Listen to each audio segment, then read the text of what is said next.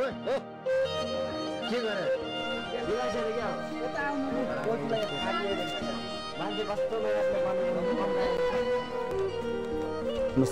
नारायण शिवगटी झापा शिवस्ताक्षी नगरपालिका ward number 7 को गाउँमा आएका छौँ। हामी यति बेला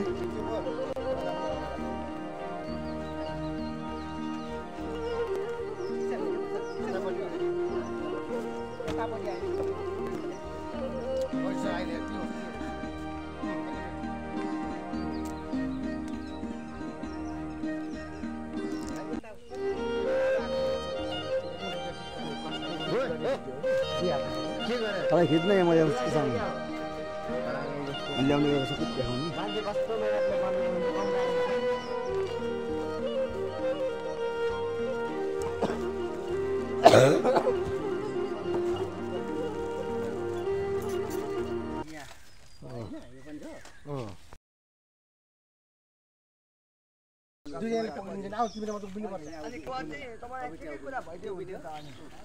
के कुरा भइदियो हुन्थ्यो अब के कुरा छैन तपाईलाई चाहिएको छ अरू बाहेक शुभ नाम भनिदिनुहोस् न। मेरो चाहिँ कुमार गौतम नयाँ खबर अनलाइन टिभीबाट हो। नयाँ खबर अनलाइन दर्शक दिन देख्न सक्नुहुन्छ यहाँहरूले होलीका दिन आगलागी भएको के ल्याइदिनु भएको घरको दृश्य यहाँहरूलाई हामी सबै सञ्चारकर्मी भएर हामीले राहत वितरण गर्नेको कार्यक्रम हामीले गरिरहेका छौँ। देख्न सक्नुहुन्छ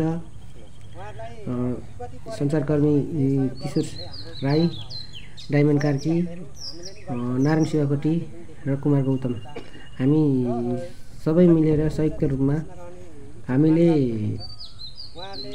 सहयोगको बाटो हामीले गरिरहेका छौँ। सहयोग गरेर एउटा घरसम्म निर्माण गर्न सकियो र भोलिका दिनमा उहाँहरूलाई उहाँको परिवारलाई आनन्द तरिकाले बस्न र घाँसपास कपासमा राम्रो भयो भने हामीलाई पनि केही हौसला हुन्छ भनेर मैले चाहिँ यो सहयोग गरेको हो। तपाईँले दिलबाट सहयोग गर्नुभयो र अन्य सहयोग गर्ने मनकारी यो भिडियो हेर्दै हुनुहुन्छ भने उहाँलाई के भन्नुहुन्छ तपाईँले?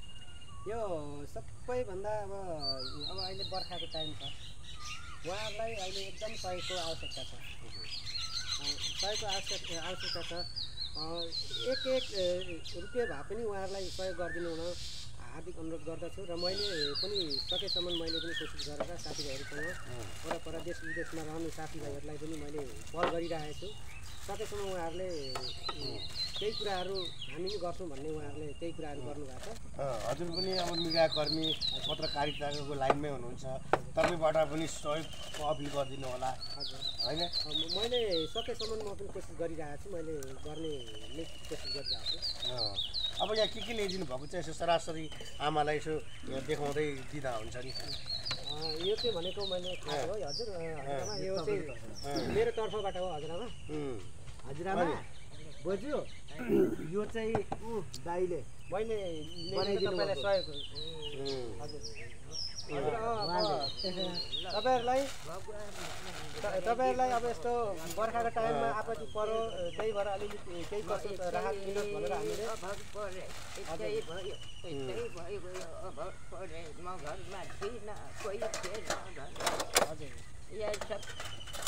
मेरो एउटा केही मैले निकाल्नु पाइनँ। नालमा लुगा फाटा मेरो कति थियो अगाडि मेरो श्रीमान खसेको 15-16 वर्ष भयो।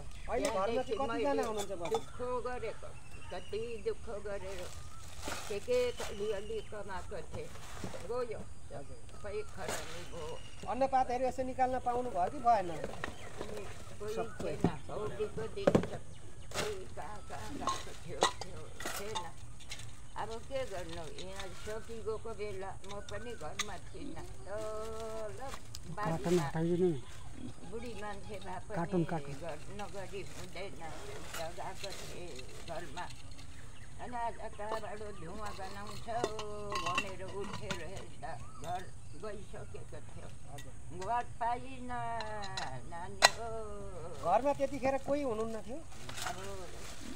अब के यतै भयो गएँ अब जस्तै भए पनि नानीहरू धर्म धर्म धर्म हुन्छ हजुरआमा अब तपाईँ कति वर्ष पुग्नुभयो आमा? कति वर्ष 99 होइन 92 साल वैशाखको कति पुग्दैछु कति पुगेँ म अनि 99 भन्छ तर बहिनीले त्यति उति होइन अब यो वैशाखमा 100 वर्ष लाग्नुहुन्छ वैशाखमा 100 वर्ष अँ सायद होला हो नारायणजी? माया हिसाब गरिरहेको छु। अब त्यो त के थाहा त मैले भनेको होइन कति 100 वर्ष पुग्नु आँट्यो होला दर्शक महानुभावहरू उहाँमा 100 वर्षको रेसियोमा 89 वर्ष 89 हजुर 89 89 लगभग 90 वर्षको हारारीमा हुनुहुन्छ आमा र यो आमा अनि हेरेर त्यस्तो बुढी देखिनु सरासर भनिदिनु न फोन आयो तपाईँ यो के अरू होइन उहाँको ए नारायण सरको चाहिँ हो ए ल अनि त्यसै गरी दर्शक महानुभावहरू यतापट्टि हाम्रै शिव 87 सातै खबर पत्रिकाका पत्रकार पनि हुनुहुन्छ र उहाँले पनि आफ्नो तर्फबाट यसरी केही किचनमा प्रयोग हुने सामानहरू ल्याइदिनु भएको छ। उहाँ पनि एउटा मनकारी पत्रकार अनि एउटा मानवीय नाताले बुढी आमा देखे पछाडि उहाँले पनि ल्याइदिनु भएको छ। सर्वप्रथम हाम्रो पत्रकार नारायण सरलाई स्वागत गर्दछु। नमस्कार सर। नमस्कार हजुर।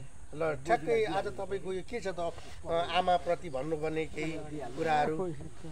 मलाई म सुरुमा यो सामग्री हस्तान्तरण गर्न चाहन्छु। यहाँ कुकर रहेको छ बजुलाई यो खाना पकाएर खान सक्नुहुन्छ। त्यसै गरी यहाँ जग रहेको छ पानी राख्नको लागि। त्यसै गरी यहाँ चौचौ रहेको छ। अनि यो सामग्री चाहिँ ढाबा शिवस्ताक्षी धीरेले बजारबाट खरिद गरेर लिएर आएको हुँ। यहाँ 3000 भन्दा बढीको सामग्री चाहिँ यहाँ बुढी आमालाई म हस्तान्तरण गर्दैछु। यो बिल पनि लिनु होला। र म चाहिँ सबैभन्दा सुरुमा चाहिँ हाम्रो झापा न्युज टिभीका सञ्चालक डायमन्ड कालीलाई धन्यवाद दिन चाहन्छु।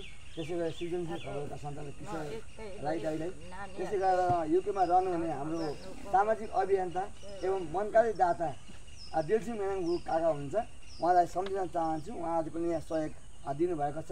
त्यसै गरी नयाँ खबर अनलाइन टिभी, म स्वयं पत्रकार नारायण शिवपछि। यो दुःख र आपत्तिको अवस्थामा जसले जहाँबाट भिडियो हेर्दै हुनुहुन्छ यसलाई बढीभन्दा बढी सेयर गरिदिनु होला। र तपाईँहरू पनि यो चाहिँ हृदयदेखि नै आफ्नो घरमा आगलागी भएको अवस्थामा तपाईँहरूलाई कस्तो पीडा हुन्छ त्यही सम्झेर यो बुढी आमाको समस्यालाई लिएर तपाईँहरूले पनि आफ्नो हृदय मनदेखि नै आफ्नो इच्छाले सहयोग गर्न सक्नुहुन्छ।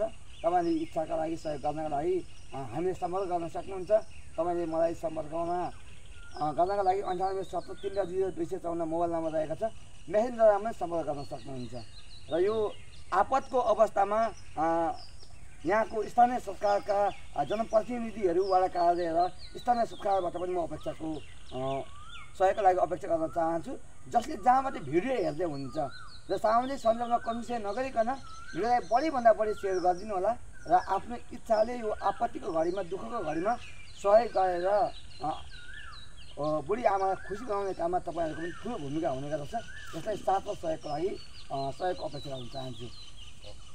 धन्यवाद। उहाँले त्यो पत्रकार उहाँले पनि आफ्नो लागेका प्रतिक्रिया मनमा लागेका भावनाहरू अनि उहाँलाई सहयोग गर्ने प्रतिको उहाँको दायित्व र हामी जस्तै तपाईँ हामी जस्तै हेर्नु सम्पूर्ण मानव कसरी मानवता भएपछि कसरी सेवा गर्नुपर्छ भन्ने पनि केही उहाँका भावनाहरू उहाँले राख्नुभयो। त्यसै गरी दर्शक महानुभावहरू तपाईँहरूलाई मैले फेरि पनि के भन्न चाहन्छु भने यदि तपाईँहरू सहयोग गर्न चाहनुहुन्छ भने पक्कै पनि सहयोग गर्न सक्नुहुनेछ। दर्शक महानुभावहरू सुरुवात संसार बदल्नु छ भने सुरुवात आफैबाट गर्नुपर्छ भन्ने एउटा जुन त्यो एउटा भनाइलाई मैले सापट्टि लिँदै आज हामीले उहाँको यो दुःखको यो यो अवस्थामा यो विपत्तिको अवस्थामा दर्शकमा आज हामी उहाँहरू पनि पत्रकार हामी पनि पत्रकार हामीले पनि केही गर्नुपर्छ सुरुवात आफैबाट गर्नुपर्छ भन्ने एउटा उद्देश्य अनि जनचेतना लिएर हामी पत्रकार हामी आफैले पनि सुरुवात गरेको छौँ। यो अभियानलाई सम्पूर्ण हातेमालो गरेर सबैजना हातेमालो गरेर अगाडि बढिन र हातेमालोमा तपाईँले पनि हात दिन र साथ दिन म सृजनशील खबर जापान टिभी र सम्पूर्ण हामी मिडियाकर्मीहरू तर्फबाट फेरि पनि विनम्र अनुरोध गर्दछु। त्यसै गरी फर्स्ट अफ अल त यो सुरुवात यो जुन यो अभियानलाई सुरुवात गरिदिने उहाँले पनि भन्नुभयो जुन युकेमा रहनुहुने अहिले भर्खर उहाँ युकेमै हुनुहुन्छ उहाँ डिल्सिङ मिन्याङ्बो एकदम समाजसेवी व्यक्तित्व उहाँलाई म फेरि पनि सम्झिन चाहन्छु। उहाँको पहलबाट यो हाम्रो यो घर बनाइदिने योजना अनि अभियान सुरु भएको छ थालनी भएको छ। पक्कै पनि सम्पूर्ण दर्शक महानुभावलाई फेरि पनि तपाईँले यो भिडियोलाई पक्कै पनि सेयर गरिदिनु होला। तपाईँले पनि आफ्नै आमा सम्झेर भए पनि यो भिडियोलाई सेयर गरिदिनु होला ताकि जो मनकारीसम्म भिडियो पुगोस् र उहाँलाई सहयोग आओस् भन्ने हार्दिक अपिलको साथ सम्पूर्ण दर्शकहरूलाई फेरि पनि हामी सम्पूर्ण मिडिया तर्फबाट एकमुष्ट धन्यवाद दिन चाहन्छौँ। एकतिस भन होला हुन्छ बसिरहेको छ पर्दैन।